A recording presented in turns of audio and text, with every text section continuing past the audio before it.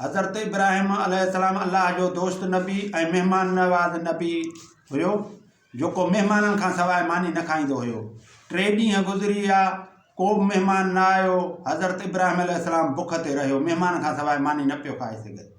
अल्लाह साईं पंहिंजे नबीअ खे मानी खाराइण लाइ 2 मलाइक मोकिलिया, जेके 2 मलाइक इंसानी सूरत में आया। हज़रत इब्राहिम अलैहिस्सलाम गाबो कुठो ऐं गोश्त भुञी तैयार करे हुननि जे आॾो रखी ऐं हज़रत इब्राहिम अलैहिस्सलाम गोश्त खाइण लॻो, मानी खाइण लॻो त हुननि मलाइकनि हथ न वधायो त हज़रत इब्राहिम अलैहिस्सलाम ॾिनो त शायदि ही दुश्मन आहिनि। त हज़रत इब्राहिम अलैहिस्सलाम खे मलाइकनि चयो, तव्हां न ॾिजो, असां अल्लाह जा मोकिलियल मलाइक आहियूं ऐं तव्हांखे पुट थियण जी ख़ुशख़बरी बि ॾियूं था।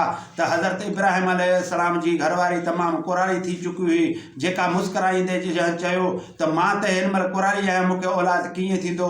हुननि चयो त हज़रत इब्राहिम खे मलाइकनि चयो त हीउ अल्लाह चवंदो आहे कुन फयकुन, थी पवंदो आहे, तव्हांजी घरवारी खे औलाद ज़रूरु थींदो। दोस्तो, इन मां मुराद त अल्लाह नबियुनि सां पंहिंजे औलिया अल्लाह ऐं बुज़ुर्गनि ऐं फ़क़ीरनि सां माना हिसाब न कंदो आहे। नामुमकिन ॻाल्हि हूंखे बि मुमकिन बणाईंदो आहे। जेका औरत कुरारी थी चुकी, जिन जा मेंसन माना ख़तमु थी चुका, जंहिंमें सलाहियत माना औलाद पैदा करण जी सलाहियत न रही, उन्हीअ खे अल्लाह साईं औलाद ॾिनो ऐं औलाद बख़्शियो। ऐं हज़रत इब्राहिम अलैहिस्सलाम जे महिमान नवाज़ी अल्लाह खे एॾो पसंदि आयो ऐं उन पंहिंजे प्यारे जे खे मानी खाराइण लाइ इन ॻाल्हि खे मख़फ़ी रखे, मलाइकनि जी ॻाल्हि खे मख़फ़ी रखे ऐं हज़रत इब्राहिम अलैहिस्सलाम खे अल्लाह साईं मानी खारायो। दोस्तो, पर ही मुल्लो इन अक़ीदे खे न सम्झंदो, छो त ही मुल्लो आहे। हिन जे पाकिस्तान, हुकूमत पाकिस्तान पंहिंजी पॉलिसी हिन महिल अमेरिका खां तब्दील कई आहे त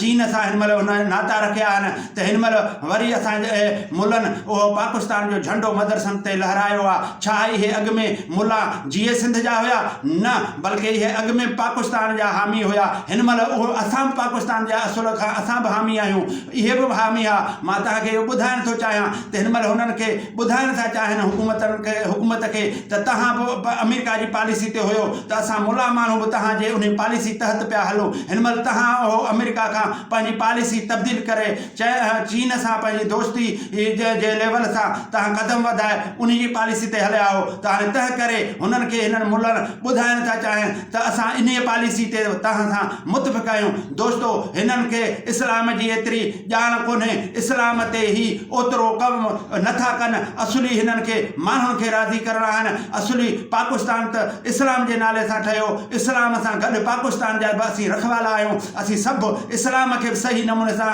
इस्लाम जे तौर तरीक़े ते बि हलूं ऐं पंहिंजे मुल्क जे बचा ऐं पंहिंजे मुल्क जे माना जे ख़ैर खाई वारे प्रोग्राम ते हलूं। असां ॿिन्हनि ते जॾहिं साबित क़दम रहंदासीं ऐं सचाईअ सां पंहिंजे ख़ुलूस नियत मुताबिक़ पंहिंजो कमु करे पंहिंजे वतन अज़ीज़ खे बि मान मथां कयूं ऐं पंहिंजे इस्लाम जे उन माना सही अक़ीदे ते बि हलूं। महिरबानी। अस्सलाम वालेकुम।